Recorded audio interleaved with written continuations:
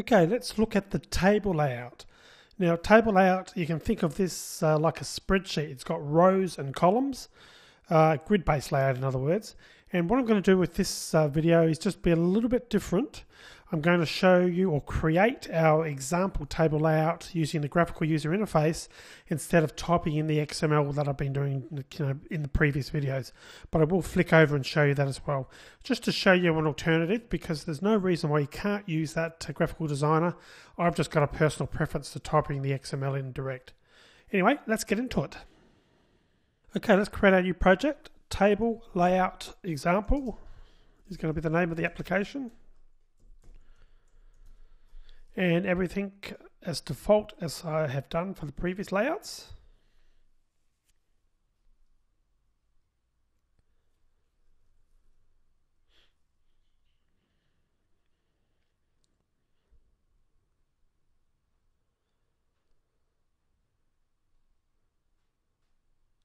Okay, and make a bit of space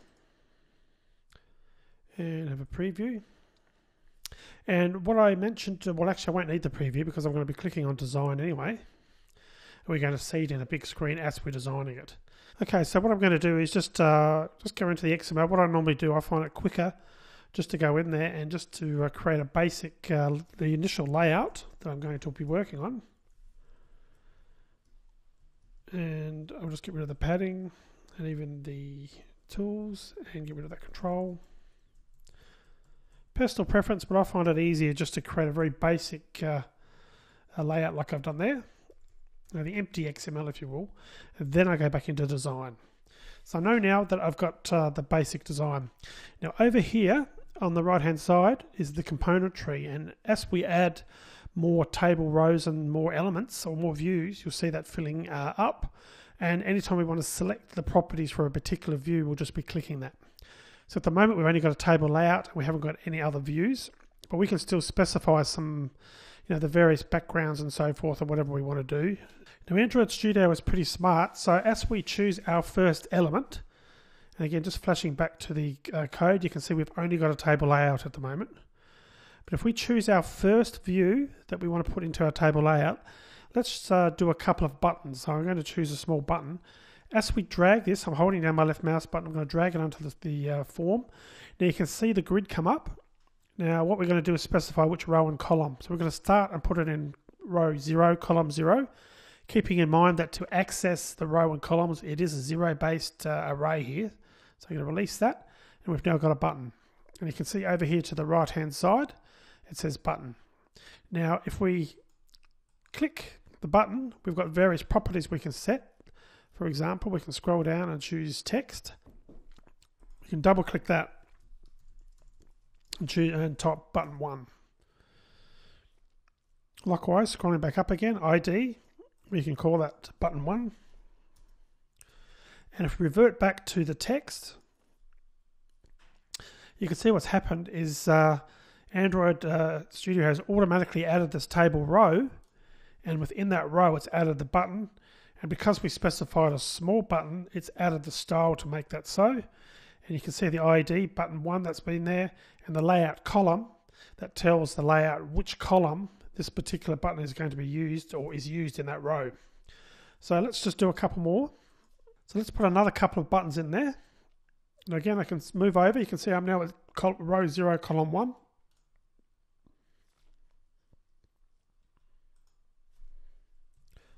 Button 2, and I can go back to the text if I want to.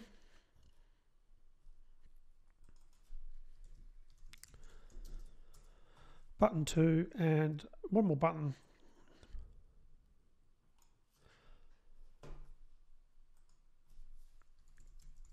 Button 3, and we can just change the ID.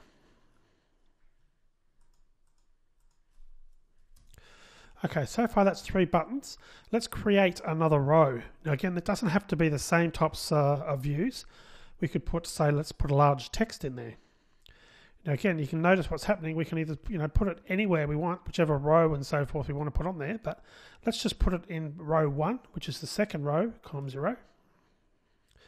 But you've noticed that it's only taking the one area. So let's just assume we typed a lot of text in here. We had a nice sort of long bit of text to type.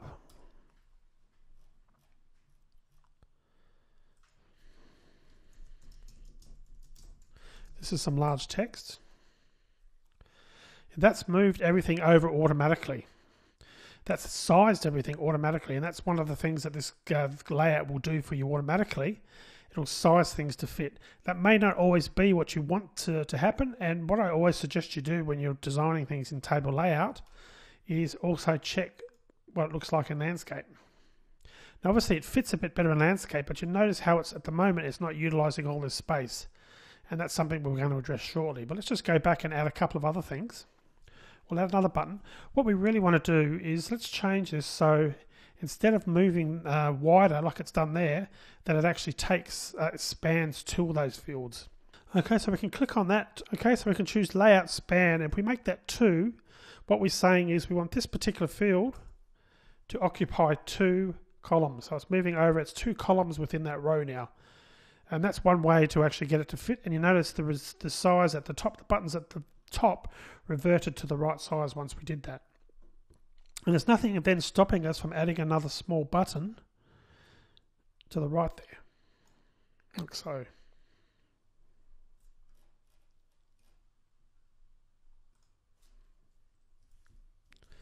that can be button 4. Again, if we go back and look at this in landscape, it's still not really fitting properly. And what I'm going to do is I'm just going to add another row, and I'm going to show you how we can size this up to automatically use up that available space. Let's do something different though. Let's actually add an image. Can I go over here? And the other thing is you don't necessarily have to go left to right. So if you wanted to, you can just move it over here and just put something in the middle, like so. So in other words, you don't have to use these columns. They can be blank, and by putting it into that particular area, into sort of column position 1, remembering the count starts from 0, we can have an image in there.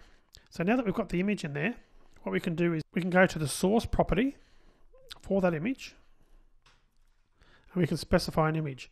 And I've just clicked into it, and I can click on this, and I can choose a system image.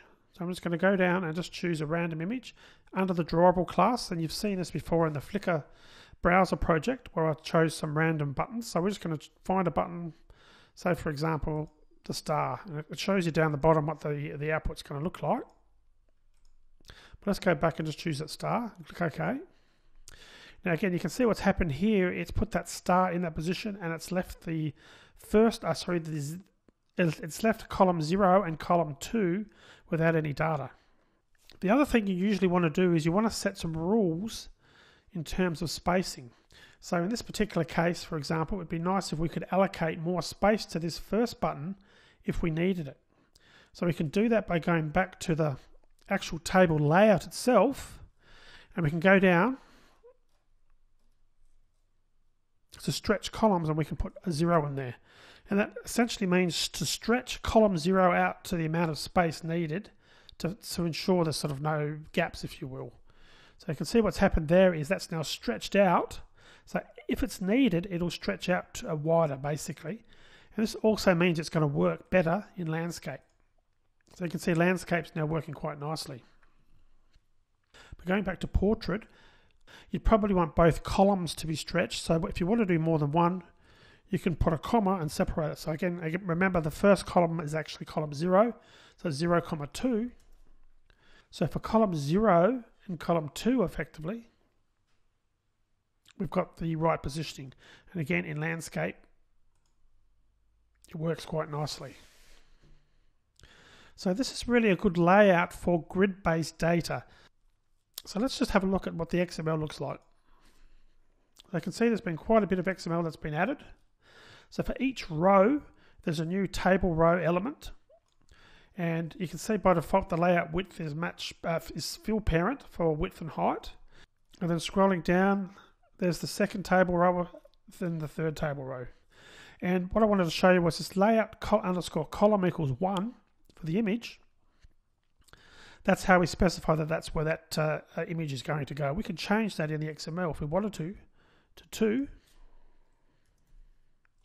then if we go back, you can see the image is now moved over to column 2, which again, remember that the index starts from 0. So there's lots you can do with the table layout. I must admit, I don't use table layout a lot. I tend to use the relative layout because that, to me, is one of the most flexible layouts. But it's really good, as I said, for grid-based data. And that's with all these styles. It's my recommendation that you just spend some time experimenting. I mean, you can't really go wrong because you can literally just sort of choose something from here. Like you could choose another layout or a frame layout or whatever. We can just put something in there. Let's just choose a grid layout. We could put a grid layout in there and just see what happens. Well, in this case, we've got an error. But my point is, if we go back and have a look, we can just undo that change. So I've just done a Command Z and the problem goes away. So you really can't get into difficulty. The other thing, just to point out here, you probably noticed this already, but in the graphical user environment, this is giving you a representation of the number of rows and the number of columns as well. So it's one of those things where I just really suggest you experiment and just literally just see what happens when you put things into the field, into the various columns. You can't really go wrong by experimenting and trying some of these things out. So there you go. That was table layout.